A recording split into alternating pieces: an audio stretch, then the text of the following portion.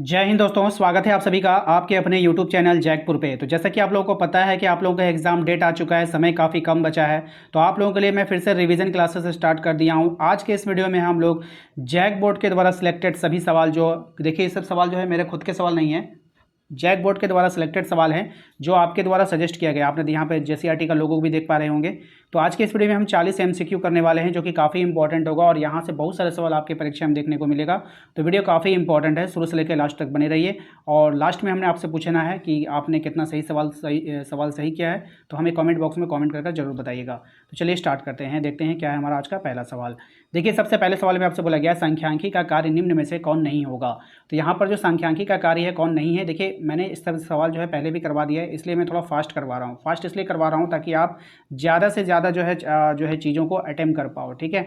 तो ज़्यादा से ज़्यादा सवाल आप अटेम्प्ट कर पाओ, इसलिए हम थोड़ा सा स्पीड में आप लोगों को करवाएंगे। ओके, तो सांख्यिकी कार्य निम्न में से कौन नहीं है, तो सांख्यिकी का कार्य जो है आंकड़ों का पूर्वानुमान लगाना, ये कार्य जो है वो नहीं होगा। आइए दूसरे सवाल पे आते हैं। दूसरा सवाल है हमारा कि श्याम लकड़ी से फर्नीचर का निर्माण बिक्री के उद्देश्य से करता है, यानी बेचने के लिए करता है। यहाँ पर श्याम क्या होगा, तो यहाँ पर जो श्याम होगा एक उत्पादक कहलाएगा। क्या कहलाएगा? एक उत्पादक कहलाएगा। क्वेश्चन नंबर अगर हम 3 की बात करें, देखिए 3 नंबर में कह रहा है आंकड़ा संग्रह करने वाला व्यक्ति जो होता है वो क्या कहलाता है। इसको हम लोग गणनाकार कहते हैं। क्या कहते हैं? गणनाकार कहते हैं। क्वेश्चन नंबर आते हैं 4 पे। क्वेश्चन नंबर 4 में देखिए कह रहा है स्वतंत्र भारत में पहली जनगणना किस वर्ष की गई थी। तो स्वतंत्र भारत में जो पहली जनगणना हुई थी वो 1951 में हुई थी। ऑप्शन नंबर बी हो जाएगा। दूसरा सवाल देखिए नेक्स्ट है आपका कि समय के अनुसार सामूहिक किए जाने वाले आंकड़ों को वर्गीकरण को क्या कहते हैं। तो इसके जो वर्गीकरण है इनको कहा जाता है आपका कालानुक्रमिक वर्गीकरण। ऑप्शन नंबर बी हो जाएगा। क्वेश्चन नंबर 6 पे आइए। क्वेश्चन नंबर 6 में कहा गया है कि किसी वर्ग का मध्य जो है बिंदु का मान ज्ञात किया जाता है। किसी वर्ग का मध्य बिंदु का जो मान होता है वो ज्ञात हम लोग कैसे करते हैं वो आपको बताना है। तो उच्च वर्ग सीमा तथा निम्न वर्ग सीमा के औसत के द्वारा। ऑप्शन नंबर बी इसका यहाँ पे सही जवाब हो जाएगा। क्वेश्चन नंबर आते हैं 7 पे। क्वेश्चन नंबर 7 में कहा गया कि परास से आपका क्या तात्पर्य है। तो परास अधिकतम एवं न्यूनतम प्रेक्षणों के बीच के अंतर को क्या बोलते हैं? परास बोलते हैं। याद रखना है आप सभी को।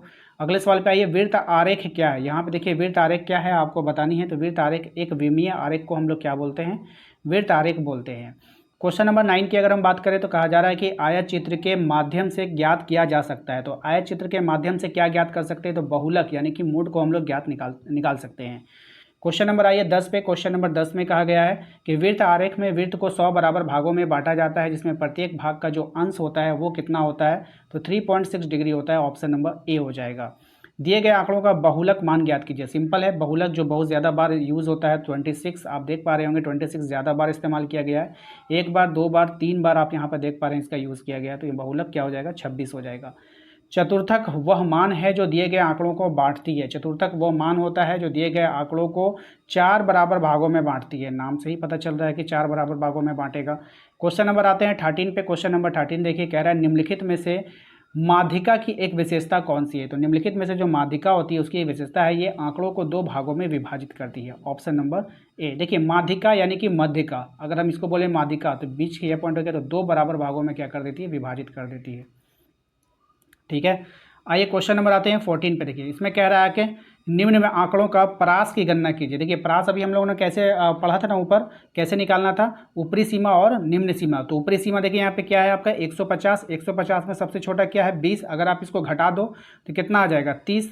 तो देखिए ऑप्शन में आपको 30 कहाँ पे दिख रहा है, वही आपका आंसर होगा। तो ऑप्शन में 30 जो है आपको यहाँ पे दिख जाएगा ऑप्शन सी में, है ना। 150 में जब आप 20 घटाओगे तो 130 आपका आंसर आ जाएगा। ठीक है, इसको ध्यान में रखिएगा।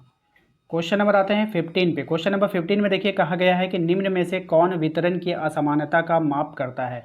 तो कौन वितरण की असमानता का माप करेगा? तो लॉरेंज वर्क। कौन करेगा? लॉरेंज वर्क करेगा। याद रखिएगा, दिए गए आंकड़ों का मानक विचलन की गणना करना है। देखिए मानक विचलन आप लोगों को मैंने पहले वाली वीडियोज़ में बता दिया था। आप जो लोगों ने पहले वाले नहीं देखा तो उसको देख लीजिएगा, इसका आंसर आपको वहाँ पे आया था 1.414। ठीक है। क्वेश्चन नंबर आते हैं हम लोग निम्न में चित्र में से दो चरों के बीच किस प्रकार के सहसंबंध को दर्शाता है। ये चित्र है आपका, ऑप्शन आपके पास यहाँ पर है। इसका जो करेक्ट आंसर हो जाएगा वो हो जाएगा आपको ऑप्शन बी, पूर्णतः धनात्मक सहसंबंध। ठीक है, ऑप्शन नंबर बी हो जाएगा।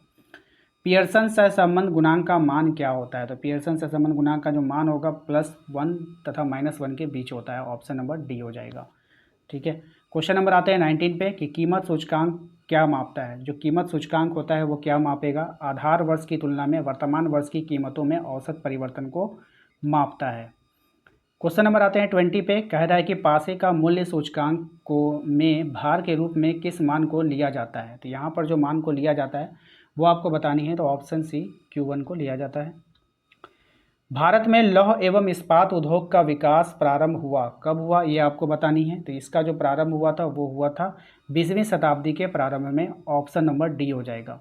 क्वेश्चन नंबर आते हैं 22 पे। देखिए कहा गया है कि भारत में जननांकीय संक्रमण का प्रथम सोपान किस अवधि को माना जाता है? तो कौन सी अवधि को माना जाता है? तो ये माना जाता है वर्ष 1921 को। भारतीय राष्ट्रीय नियोजन में प्रयुक्त शब्द पंचवर्षीय योजना किस देश से लिया गया है? अब ये जो शब्द है पंचवर्षीय योजना, ये कौन से देश से लिया गया है ये आपको बतानी है। ये लिया गया पूर्वी सोवियत संघ से लिया गया है, यानी कि रूस से लिया गया है। प्रशुल्क लगाया जाता है, कहाँ लगाया जाता है? टैरिफ।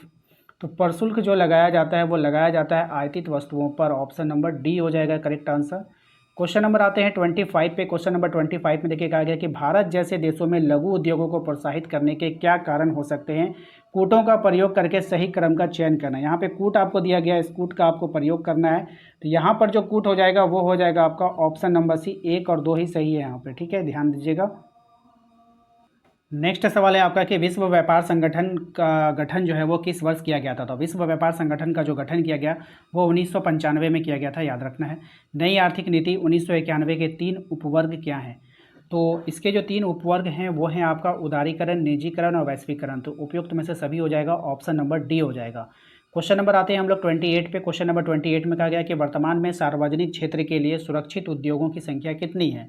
तो इसके जो उद्योगों की जो संख्या है वो 3 है। कितनी है? 3 है, याद रखिएगा। भारत सरकार ने शिक्षा का अधिकार अधिनियम किस वर्ष लागू किया गया? तो भारत सरकार ने शिक्षा का अधिकार अधिनियम को लागू किया था 2009 में। विश्व ज्ञान अर्थव्यवस्था के श्रेष्ठ का प्रयोग करने वाला देश माना जाता है। तो कौन सा देश माना जाएगा? ऑप्शन ए आयरलैंड को माना जाएगा।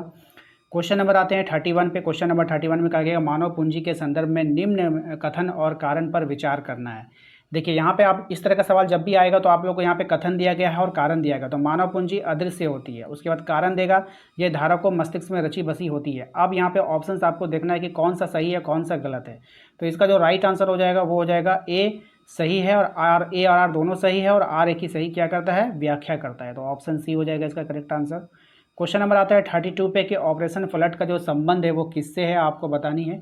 तो दूध के उत्पादन से है, ऑप्शन नंबर ए हो जाएगा।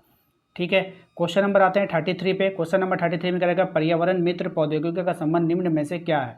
तो इसका जो संबंध है वो हो जाएगा कृषि में जैविक खाद के प्रयोग से। कैसे हो जाएगा? कृषि में जैविक खाद के प्रयोग से। भारत में अधिकांश श्रमिकों को रोजगार का स्रोत निम्न में से क्या है?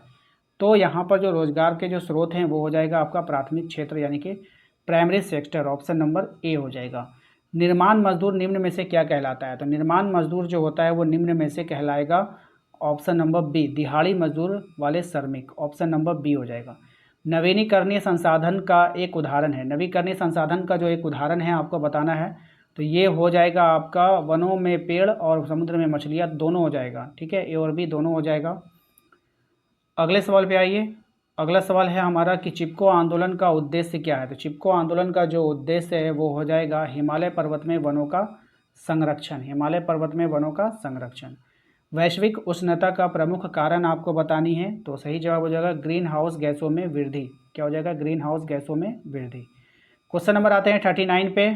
चीन में ग्रामीण क्षेत्रों में प्रारंभ किए गए कम्यून का संबंध किससे होगा?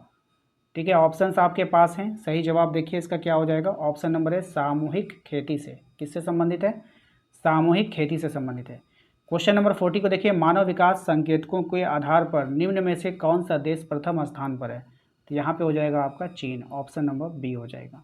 टोटल 40 सवाल हमने आपसे पूछा, 40 में से आप कितना सही कर पाए हैं हमें कमेंट बॉक्स में कमेंट करके ज़रूर बताइएगा।